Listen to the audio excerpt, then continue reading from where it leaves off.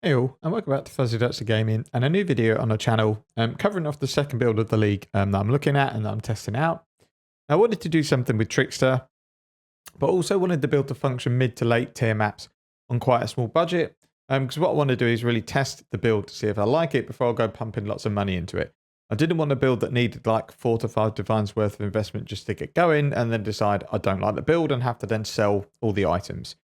So in terms of skills, I've picked Spectral Shield Throw as a skill because for a small investment and some points in the Ascendancy, you can get the build up and running to sort of mid-tier yellow maps, early tier red maps on a very small budget.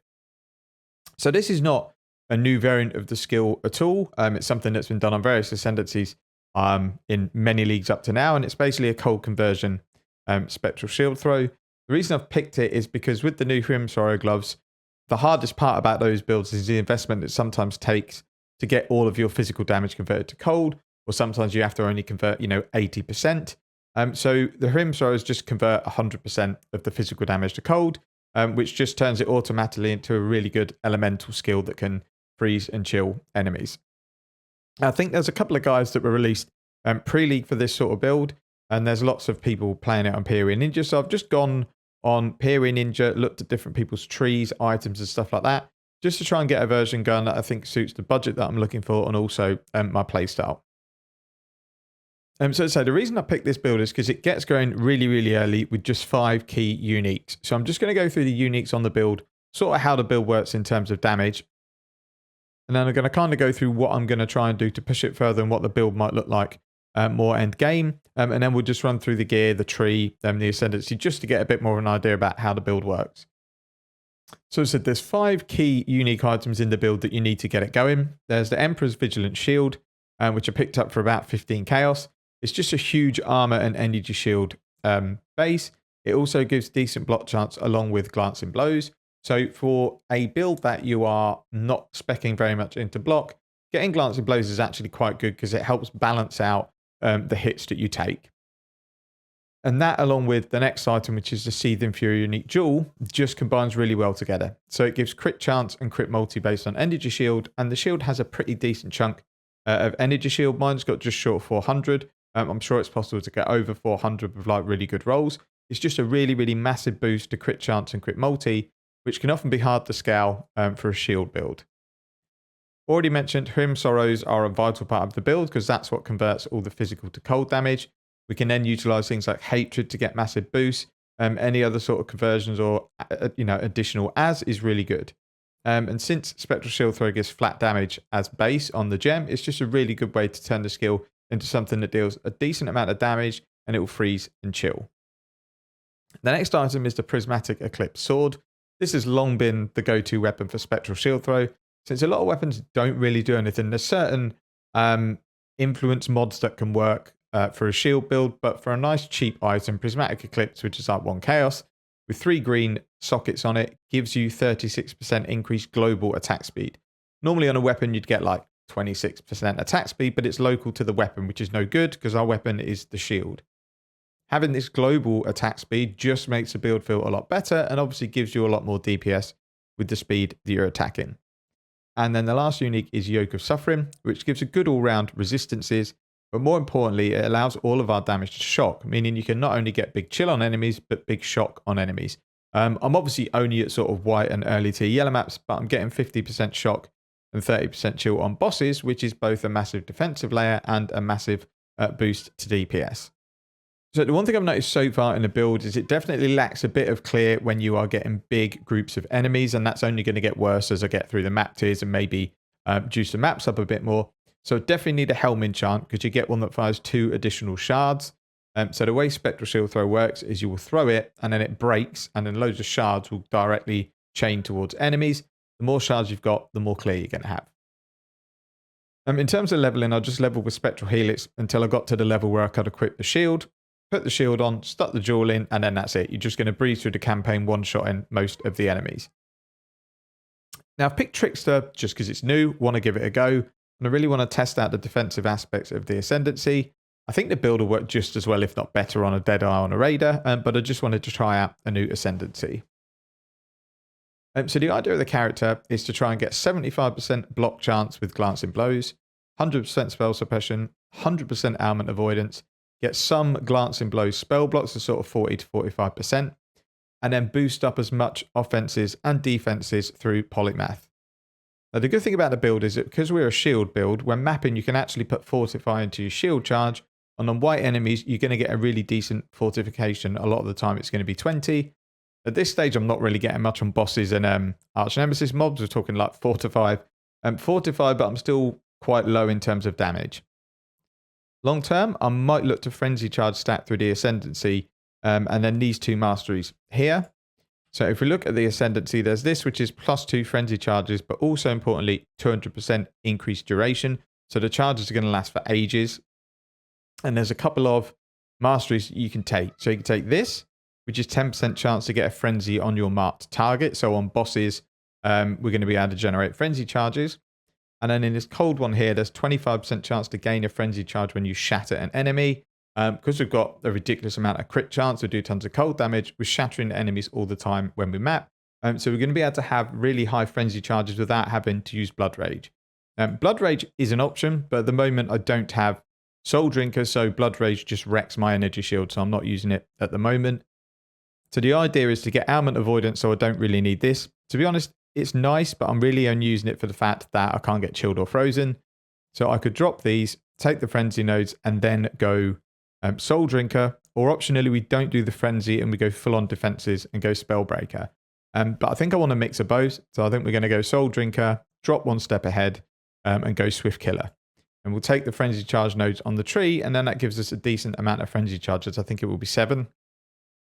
And then if we find a way to get ailment avoidance without needing to anoint Crystal Skin, we can then anoint Savagery for another frenzy charge.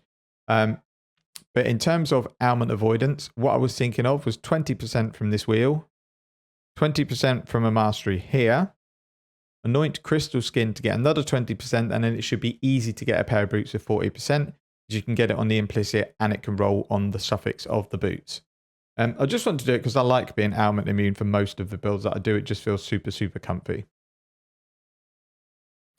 So I'm away on holiday next week, so I'm not sure how far I'm going to get on the character before then, but I'll hopefully be able to push it to sort of mid-80s, get some gear upgrades, and at least showcase some higher and quicker mapping. Overall, it's been pretty fun though. The build is more than capable at this stage on just this gear. With a little more investment with getting quality gems, getting some better overall gear, getting the helm enchant, I think it's going to feel really, really good. Now, I do have a feeling there might be like a ceiling to the damage that it can do.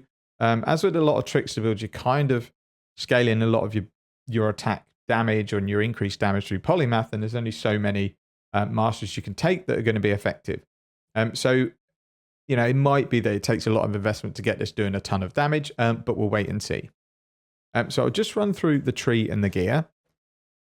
At the moment, I've just got Fury Bolts anointed because it's nice and cheap, because I don't know whether I want to go Crystal Skin straight away or whether I want to try something else like maybe Divine Judgment over here for, you know, very cheap oils and 50% extra LE damage. So at the moment, the tree is pretty straightforward. It's only level 71. So we're just taking any nodes that are useful with a mastery. So obviously we want Charisma to get our auras in, then increased effect of skills. We've got Grace Reservation here, Leech Mastery, Life Mastery, Spell Suppression and the Mastery. We've got Crit and the non-damaging ailment mastery just to make sure we're boosting up those shocks and chills. Precision Mastery here. Got more projectile speed here. Chance to gain a frenzy when you shatter an enemy here. And then at the moment, I've got 1% chance to block attack damage per 5% chance to block on shield.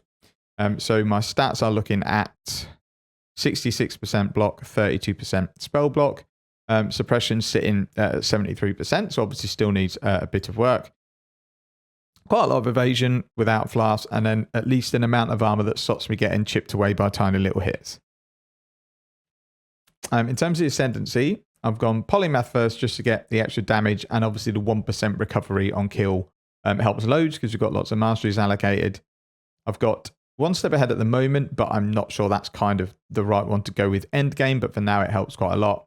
And then we've just got Escape Artist, which just gives us a bit of extra evasion and energy shield. And then say Uberlab will take Soul Drinker and then decide what I want to do with one step ahead. So in terms of the gear, it's all hand-me-down gear from a Lightning Strike Raider in terms of stuff that I've now outgrown. It's not good enough for the character anymore. But rather than sell them for sort of small amounts of chaos, I'll just keep them for new builds. So this is my old helmet. I've mainly put it on just for the reduced mana cost of attacks. But this will be getting replaced fairly soon with an enchanted helmet, as I mentioned earlier. We've got the Emperor's Vigilant Shield, Yoke of Suffering, Prismatic Eclipse, and then Trim Sorrows. And then we've just got life, resistance, fizz damage if I can get it, on all the rest of the gear. So nothing really particularly special or expensive. And then the 6-link again, I've rolled with Eldritch currency until I got something that's at least usable, until I decide, A, is this the chest I want to go and take forward, and B, what Eldritch Implicits do I specifically want to put on the character. And then Flask, go with my usual Flask for attack builds. Diamond, Jade, Granite, and then a Quicksilver.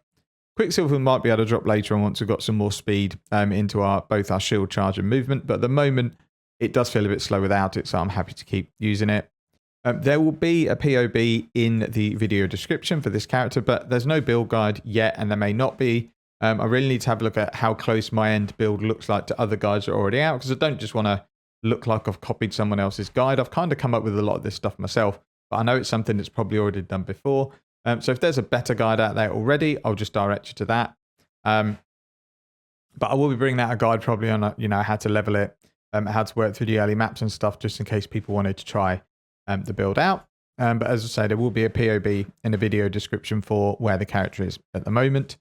And then from here, I just need to grind some more levels, get sort of mid-80s, just get everything up in terms of my life. Mana obviously needs to go up, but we'll do naturally. And just get some better gear and see how much it's going to take just to push it into sort of farming tier 16 maps fairly comfortably, doing Guardians, Conquerors, that sort of thing. I have no intention to do any bossing on this character whatsoever. This is going to be designed to be a really fun mapping build, and that's what it's going to stay as. So certainly don't try something like this if what you're interested in is sort of, farming pinnacle bosses or, Elder, Shaper, Uber, or whatever, because there's going to be much better builds to do that. That's it for this video. It's really just a first update to show, what character I'm working on next. Thank you all for watching. Take care and see you in the next one.